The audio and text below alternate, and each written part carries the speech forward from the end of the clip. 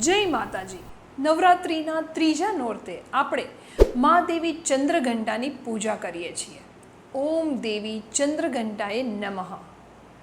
મા દેવી ચંદ્રઘંટા આપણને કરેજ અને કોન્ફિડન્સની પ્રેરણા આપે છે. એટલે કે કોઈ પણ વ્યક્તિમાં જ્યારે કોન્ફિડન્સ હોય ત્યારે જ બિઝનેસ કરી શકે અને બિઝનેસમાં આવતા સતત પ્રોબ્લેમ્સ અને ચેલેન્જીસને ફેસ કરવાનો કોન્ફિડન્સ હોવો જોઈએ. તમને તમારામાં આત્મવિશ્વાસ હશે તો જ બિઝનેસ શરૂ કરવો જોઈએ અને જો બિઝનેસ કરો છો તો આત્મવિશ્વાસ રાખો જ. કોન્ફિડન્ટ લીડર હોય એ જ કોન્ફિડન્ટ ટીમને અટ્રેક્ટ કરી શકે છે.